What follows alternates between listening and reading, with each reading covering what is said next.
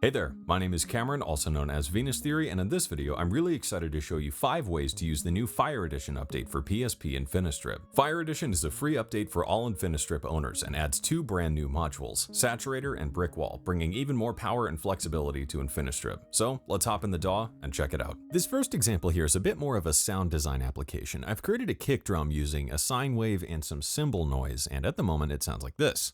Which isn't bad, but it's maybe not really a kick drum. It has that classic kick drum sound, but it doesn't really smack you in the face and jump out of your speakers like a kick drum should. If we bring in the InfiniStrip here, it starts to sound a bit better because we're adding some drive from a preamp, we're adding a touch of compression, and we're touching things up with a little bit of EQ to remove some of that mid-range and add a bit more of that subby low end.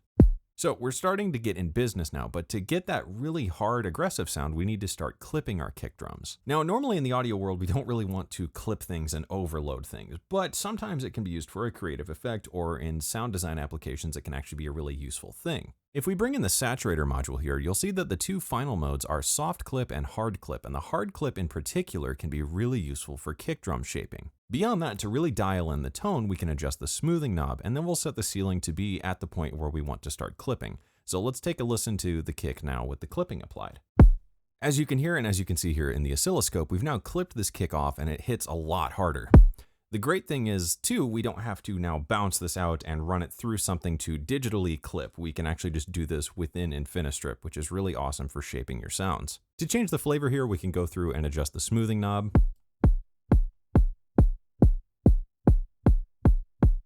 And as you can see, it reshapes things and it does sound a little bit different. So that's a really good way to very finely dial in the overall tone and shape of the kick drums. Another great way to use the Saturator is just to add a bit of color and vibe to things. So in this case, I'm using it in a much more subtle way with the Tape 2 mode on top of this synth pad. One thing of note is that I've got reverb in the synthesizer here, and I'm actually saturating after that is happening. So we're saturating that reverb tail as well, which is a really lovely way to add just a bit of mojo to the sound overall, rather than having a synth pad going into a very clean reverb. Without the InfiniStrip, the pad sounds like this.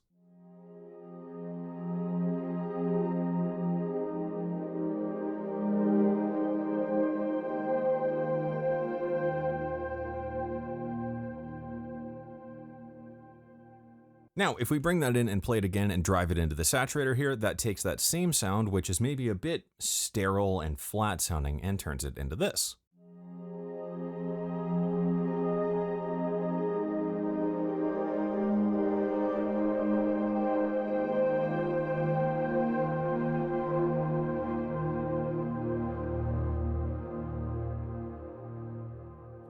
It's a fairly subtle difference, but you hear it really just warms things up and glues the pad together in a very pleasing way. This is a great trick for things like vocals or even room mics, just to add a bit more character to them and bring them out in the mix. On a similar note, a really cool application of the Saturator is the ceiling knob, and what we can do with this is actually emulate something being overloaded a bit, but doing it after the fact. So we record something very clean, and then later on introduce that, oh no, it was overloaded, but it sounds cool, so it's fine factor. Since this works with the ceiling, we can really finely control where that breakup point is rather than being based on an input or drive control like a traditional distortion unit. Let's first take a listen to the clean vocal sound here.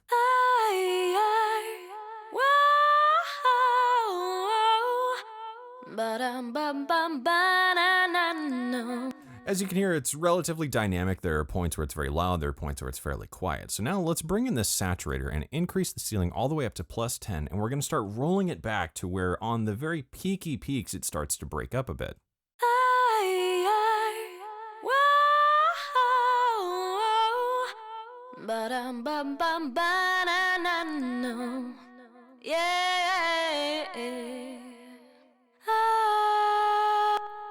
And this is a really cool and powerful way to control that kind of overloaded flavor, to add a bit more of an emotional aspect to something like a vocal performance, or just add a bit more interest to something maybe like an acoustic guitar or a bass line. Now, let's talk about Brickwall. Here, I've got a basic drum break.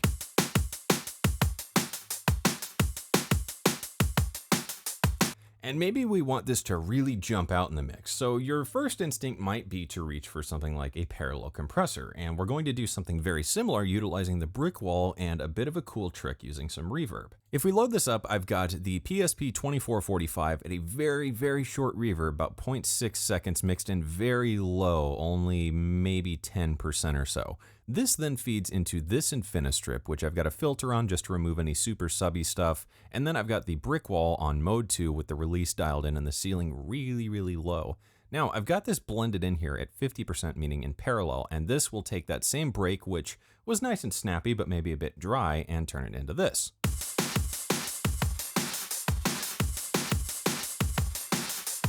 This is a really cool trick for things like rock and metal drums. You can do this on a room mic. You could do it on breaks like I've done here. This is also awesome for vocals or backing vocals, screamed vocals or other heavy vocals, or even things like screechy metallic dubstep basses just to add that sense of hype and dimension to them. As an added tip, we can also use the brick wall to some degree as a transient shaper by using the different modes and adjusting the release time.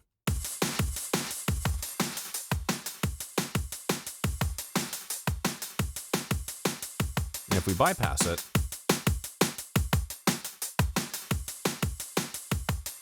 you'll hear I'm just shaping that transient a little bit and also lifting out that sense of room to it with the reverb and the little bit of room that's in the break itself. Finally, one last tip for the new Fire Edition update is to utilize the brick wall limiter as just a limiter for live and broadcast production. Because InfiniStrip is zero latency, we can use all of this live if we're doing a podcast or a radio show, but otherwise if you do post-production like voiceover spots, commercials, audiobooks, or anything like that, and you need a final brick wall limiter to completely chop everything off to make sure you catch those little remaining peaky peaks that can sometimes slip through your compressor, the brick wall at the end of the chain is a great way to take care of that. If we disable the brick wall here and take a listen to this voiceover spot, you're listening to 97.1 PSP FM, all disco, all the time. Now at the moment, at least to my ears, this sounds totally fine, but I'm sure you've been in this situation before, especially if you work in the post-production and broadcast world where things can sound great, but once they're out there, it actually clips a bit or there's one little peak that slipped through. This is where the brick wall comes in. So if we bring this in and keep an eye on the gain reduction meter, you're listening to 97.1 PSP FM, all disco, all the time. You'll see it's catching those little tiny ones that aren't necessarily audible, but do creep through that ceiling. So this way we can have a final total stop sign to make sure that our productions are radio ready or broadcast ready. And that wraps everything up for this video. PSP InfiniStrip FIRE Edition is available now, and for more information or to try it out for yourself today, you can head over to PSPaudioware.com.